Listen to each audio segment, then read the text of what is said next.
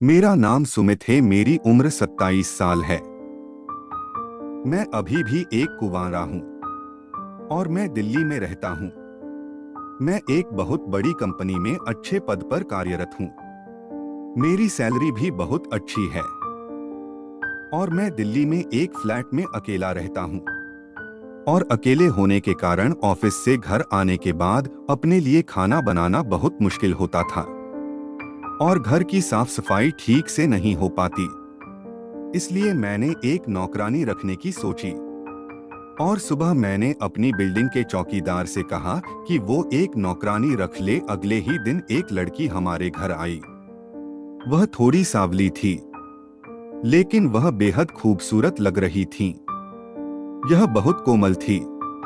उसका फिगर भी बहुत अच्छा था। इसकी लंबाई करीब 5 फीट 4 इंच होगी। लेकिन तब मेरे मन में कोई गलत विचार नहीं थे।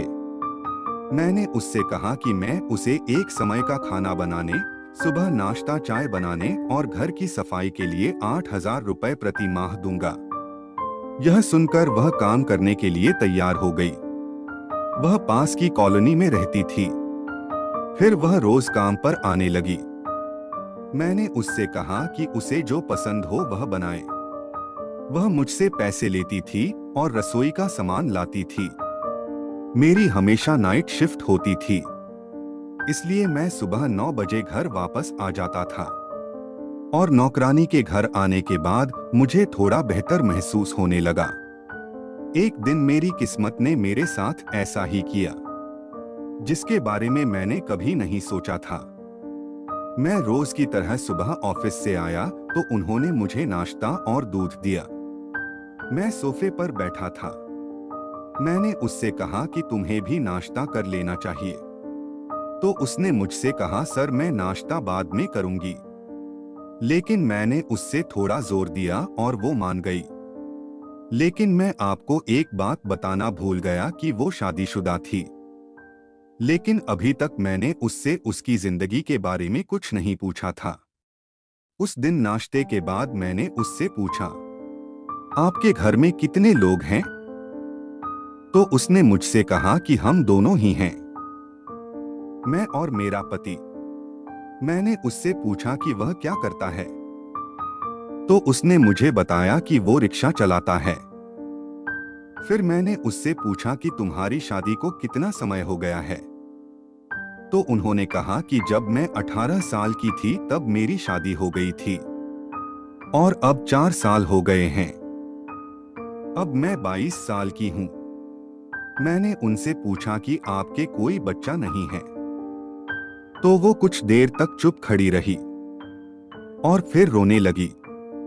हम दोनों बाहर सोफे पर बैठे थे। मैंने सोचा कि आसपास और भी फ्लैट हैं और अगर किसी ने उसके रोने की आवाज सुन ली तो इससे और परेशानी हो सकती है।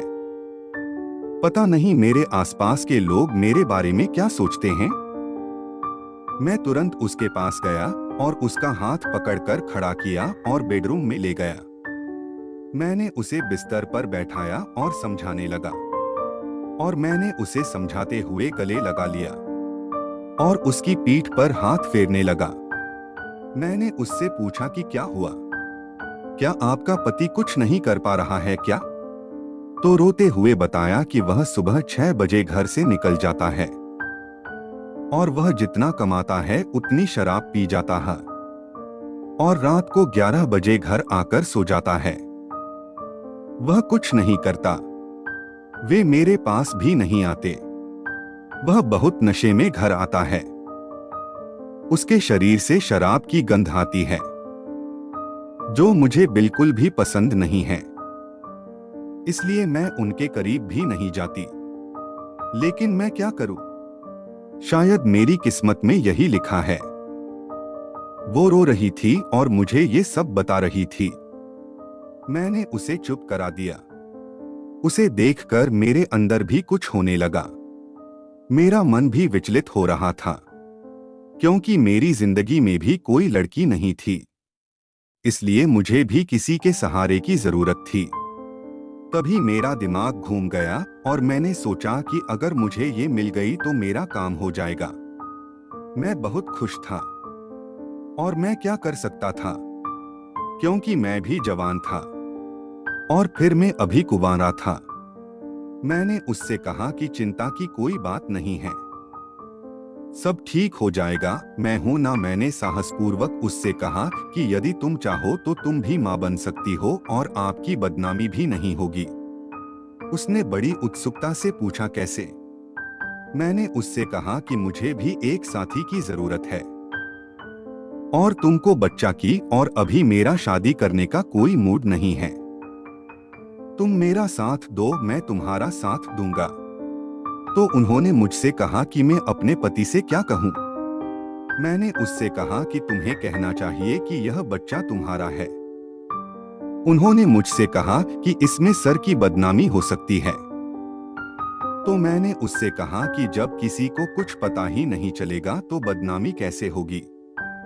तुम दिन में यही काम करती हो और मेरे साथ इसी घर में रहती हो, तो यह जीवन भर पछताने से बेहतर है।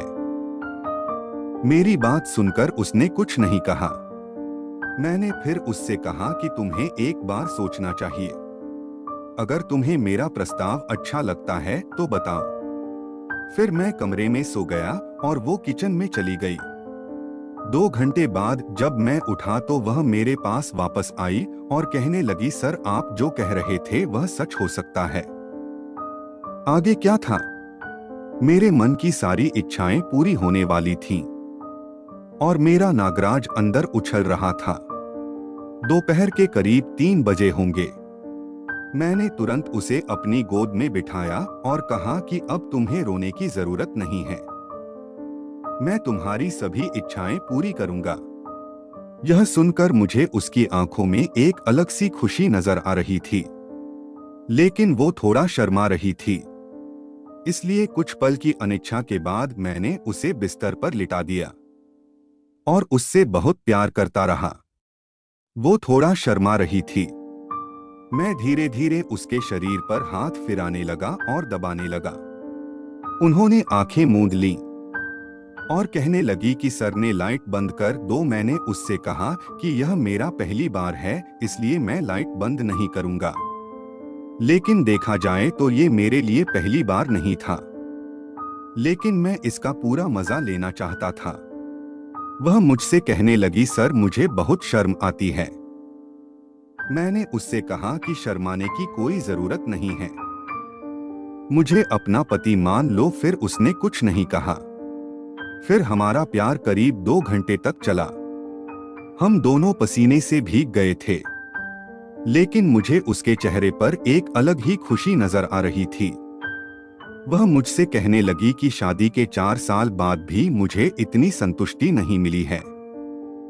मैंने उससे कहा कि क्या तुम्हें इतना मजा आया तो हम ऐसा रोज करेंगे और आपको और भी ज्यादा मजा आएगा। अब वो रोज सुबह घर आते ही मेरे बेडरूम में आ जाती थी और हम एक होते जा रहे थे। ऐसा कई सालों तक चलता रहा। आज वह 2 बेटों की मां है और वो दोनों बच्चे मेरे हैं।